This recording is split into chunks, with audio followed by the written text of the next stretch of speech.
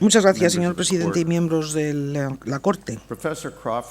El profesor Crawford nuevamente ha examinado cuidadosamente la Declaración de Santiago y el Acuerdo de 1954 sobre una zona especial fronteriza marítima. Yo volveré a la Resolución Suprema de 1955 y daré respuesta a los puntos planteados por el profesor Law y por Sir Michael Wood respecto de los métodos de arcos de círculos y trazados paralelos. Ante todo, algo debería decir respecto a las diferencias que tengo con los letrados de la otra parte en cuanto a la definición del límite exterior que aparece en la Ley del Petróleo del Perú de 1952 y el planteamiento del profesor Law en el sentido de que solamente se puede hacer referencia a una distancia mínima si se utiliza el método de arcos de círculos. En primer lugar, en cuanto a la definición del límite exterior de la zona del Perú que aparece en la Ley del Petróleo de 1952. Esta hace referencia al límite exterior como una línea imaginaria trazada mar adentro a una distancia constante de 200 millas de la línea de bajamar a lo largo de la costa continental. No dice cómo se ha de medir esa distancia constante. Podría ser una distancia constante de 200 millas medida a lo largo de los paralelos geográficos o una distancia constante donde cada punto del límite exterior se mide a partir del punto más próximo de la costa. Del mismo modo, en relación con la preocupación del profesor Law respecto de una distancia mínima, una distancia mínima de 200 millas se puede obtener por el trazado paralelo medido a lo largo de paralelos sucesivos o por el método de arcos de círculos. La palabra mínima, utilizadas, como sabemos, en el artículo 2 de la Declaración de Santiago, no significa arcos de círculos, aunque al profesor Law le gustaría que ustedes lo creyeran. La definición clásica del método de arcos de círculos se puede encontrar en el artículo 6 del Convenio de 1958 sobre el mar territorial y la zona contigua, que aparece en la pestaña 132 de sus legajos y que ahora aparece en pantalla. Las mismas palabras se repiten exactamente en el artículo 4 de la Convención de 1982 y se refieren al límite exterior del mar territorial como la línea, todos de cuyos puntos están a una distancia del punto más próximo de la línea de base igual a la anchura del mar territorial. Como pueden observar, aquí hay dos elementos de esta definición que no aparecen en la definición de la Ley del Petróleo: la referencia a cada punto en el límite exterior y la referencia al punto más próximo en la costa. La combinación de estos dos elementos es lo que aporta una descripción adecuada del método de los arcos de círculos. Estos elementos no aparecen en la Ley del Petróleo ni en la Resolución Suprema del Perú de 1955, de manera que nosotros reafirmamos nuestro punto de vista de que la Ley de Petróleo del Perú de 1952 y la Resolución Suprema de 1955 no introdujeron el método de arcos de círculos en la práctica del Perú. Con el fin de fomentar su razonamiento en el sentido de que la Resolución Suprema de 1955 solamente se ocupaba del límite exterior de la zona del Perú, Sir Michael Wood insistió enérgicamente en la detención de la flota de Onassis por el Perú como motivo para la promulgación por el Perú de la Resolución Suprema. No existen pruebas consignadas a este efecto. Sir Michael Wood no citó ningún texto en sus dos presentaciones cuando hizo referencia a este asunto. Y a lo largo de estos últimos días hemos investigado en la documentación que está disponible para nosotros para ver si quizás hubiéramos pasado por alto este punto, pero sin éxito. García Sayán efectivamente hace referencia a la detención de la flota de Onassis Onassis en su monografía, pero no vincula este acontecimiento con la Resolución Suprema de 1955. Nos hemos estado preguntando por qué el Perú no ha ofrecido prueba alguna de esa declaración, si tiene tanta certeza al respecto. Si hay documentos internos del Perú que se refieren a este extremo, no los hemos visto, la Corte no los ha visto tampoco, y nos preguntamos qué más podrían decir. Sir Michael Wood también aseveró que la flota de Onassis fue detenida cuando cazaba la ballena fuera de la línea del trazado paralelo, pero dentro de la línea de arcos de círculos medida desde la costa del Perú. Una vez más, no citó ninguna evidencia que esté consignada al respecto. Las pruebas presentadas por el Perú, de hecho, sugieren lo contrario. El informe del Ministerio de Relaciones Exteriores del Perú, que aparece como anexo a su memoria, consigna la detención de la flota de Onassis en 1954, el 15 de noviembre, y en ese informe se manifiesta que la detención se produjo a 126 millas de Punta Aguja, pero no especifica la dirección. El gráfico que ahora aparece en pantalla y que está en la pestaña 134 de sus legajos indica la zona marítima dentro de las 126 millas náuticas de Punta Aguja, que naturalmente excede de las 126 millas y por consiguiente hace que nuestra estimación sea muy conservadora. Como pueden ver, la zona en su totalidad está contenida en una extensión de 200 millas por el trazado paralelo medido a partir de la costa del Perú. Hay algo que está muy mal en la narrativa de Sir Michael respecto de los antecedentes de la Resolución Suprema del Perú de 1955.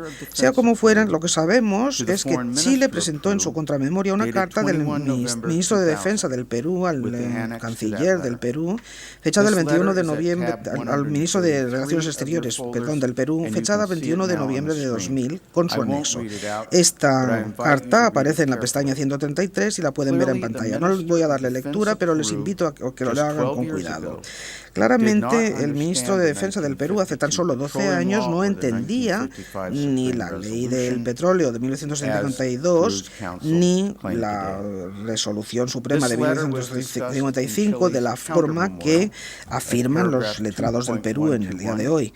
Esta carta se discutió en la contramemoria de Chile, en el párrafo 2.121, y aparece en el anexo 189 de la contramemoria una carta con su anexo. Y me disculpo por haberme referido a la dúplica en vez de a la contramemoria la pasada semana cuando me refería a esta carta, pero la citación, el documento, la declaración elaborada era correcta. Entonces señalé que no habíamos oído nada del Perú respecto de esta carta, ni en la réplica, ni en la primera ronda de presentaciones verbales, y tampoco podemos oír nada al respecto en la segunda ronda del Perú tampoco.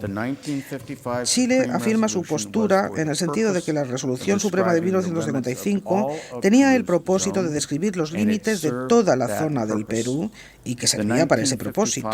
La Resolución Suprema de 1955 se firmó y se citó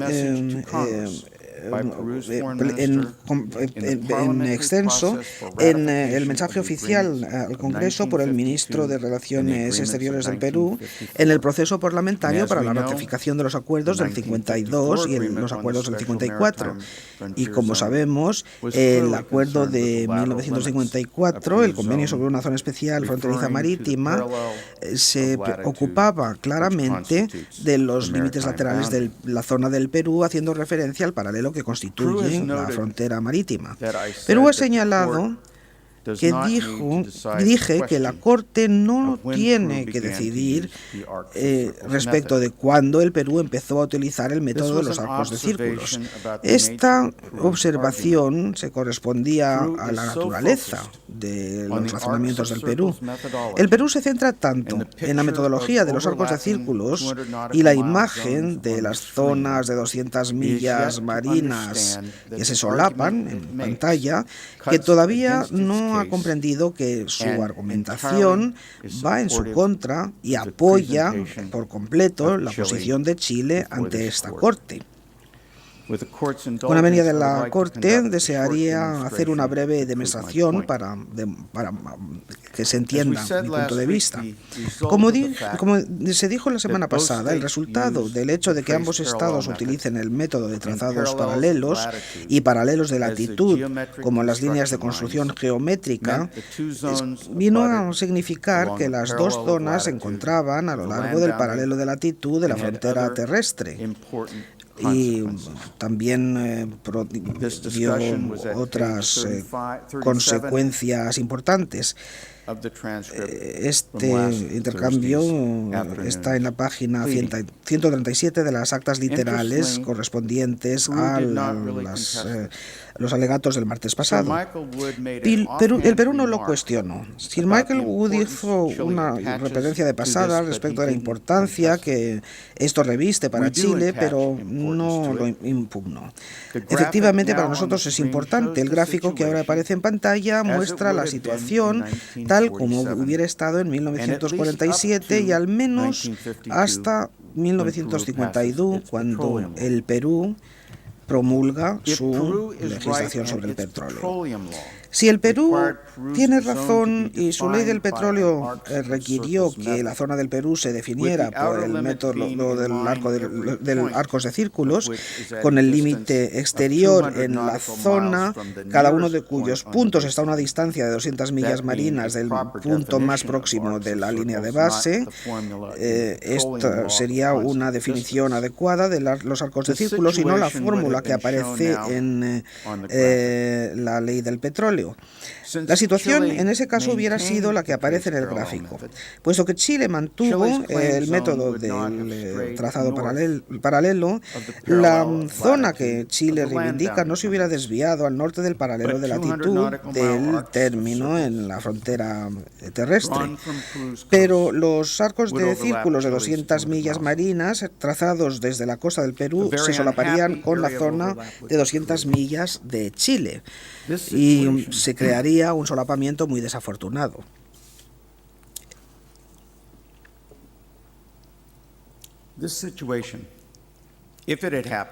Esta situación, si se hubiera dado, hubiera causado clarísimamente un diferendo con Chile. De ninguna manera Chile hubiera convocado la Conferencia de Santiago en un momento posterior, en 1952, si el Perú hubiera adoptado una posición tan agresiva hacia Chile en aquel momento. La energía necesaria para defender las reivindicaciones de 200 millas se hubiera disipado y se hubiera dirigido entonces a un diferendo sobre la frontera, diferendo bilateral. Esto no sucedió. Chile y Perú cooperaron. Y este es un indicio muy fuerte de que no se entendió la ley del petróleo del Perú, ni por el Perú ni por Chile, como una ley que requiriera el método de los arcos de círculos. A continuación, se aprueba la Declaración de Santiago. En su artículo 2, como sabemos, se disponía que cualquier Estado podía ampliar su reivindicación de 200 millas. Pero el Perú acepta que el artículo 2 era de aplicación para Chile. Pero si Chile ampliara su reivindicación y ejerciera sus derechos con arreglo al artículo 2 y Perú efectivamente tenía una reivindicación basada en arcos de círculos, la zona disputada entre Chile y el Perú hubiera crecido. Los arcos de círculos envolventes del Perú en la zona de Chile bloquearían cualquier oportunidad para que Chile ampliara su reivindicación. como tenía derecho a hacerlo. No hay duda de que no puede ser que el objeto de la Declaración de Santiago se entendiera como algo que funcionara de esta manera. Si pasamos al artículo 4, el Perú no acepta que este artículo creara una frontera legal con Chile, si bien acepta que Chile tiene derecho a ampliar su zona con arreglo al artículo 2. Por consiguiente, la narrativa, y esta es una buena palabra utilizada por el profesor Treves, la narrativa, que sugiere el Perú, no es una narrativa de arcos simétricos solapados que se pueden dividir con gran felicidad por una línea de equidistancia, como sugiere el profesor Lowe. Por el contrario, la lógica de la narrativa del Perú es que, siguiendo la Declaración de Santiago, no hay ninguna frontera entre Chile y el Perú, que la zona del Perú se solapa con la zona de Chile y que el Perú bloquea cualquier ampliación mar adentro de la zona de Chile, evitando que Chile se beneficie del artículo 2. Esta es una hipótesis poco probable. A continuación viene el acuerdo de 1954 sobre una zona especial fronteriza marítima. Incluso el Perú acepta que el paralelo limítrofe acordado es operativo, al menos en cierta medida. Así que ahora, de una u otra forma, el paralelo ha de introducirse en la narrativa del Perú. La referencia al paralelo en el acuerdo de 1954 sobre la zona especial fronteriza marítima significa que el Perú ya no impugna la zona de 200 millas de Chile con sus arcos de círculo, ni niega a Chile el derecho de ampliar su zona bloqueándola con el envolvimiento conceptual del Perú. Naturalmente, el Perú dice que el acuerdo sobre una zona especial fronteriza marítima era un acuerdo tentativo o provisional. Esto es post facto un razonamiento de los letrados del Perú. El Perú no manifestó esas reservas en aquel momento. ¿Y qué viene acto seguido? La Resolución Suprema de 1955. Y lo que ésta dice es requerir que el límite exterior del Perú se interrumpa en los paralelos limítrofes. Así que si el Perú está utilizando arcos de círculos y el decreto requiere que el límite exterior se interrumpa en el paralelo de latitud del límite de la frontera terrestre, ese punto es el que aparece en el siguiente gráfico con el punto X. El entendimiento de Chile es que por la operación de los artículos 2 y 4 de la Declaración de Santiago se entendía y se convenía que el paralelo que constituye el límite serviría para delimitar todas las reivindicaciones presentes y futuras. Partiendo de esa base, poco importaba que Chile o el Perú o ambos utilizaran trazados paralelos o arcos de círculos o que ampliaran sus zonas más allá del límite de 200 millas marinas. Su narrativa común era que nunca cruzarían el paralelo limítrofe porque era su límite común convenido para todos los efectos. Por esto hemos dicho que la argumentación de los arcos de círculos no ayuda al Perú. Efectivamente, cuando se evalúa a la luz de la Resolución Suprema del Perú de 1955, confirma la posición de Chile.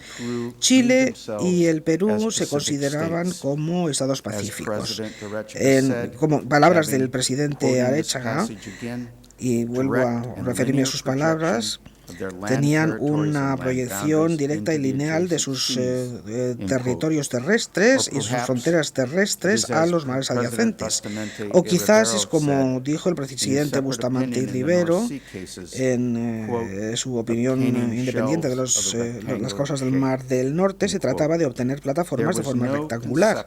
No había ningún concepto de un envolvimiento mediante los arcos del círculo ni de un solapamiento por los arcos de círculos del límite exterior en la zona de Chile, como sugiere el Perú. Muchas gracias, señor presidente. Doy las gracias a la Corte y le pido que dé la palabra al profesor Condorelli.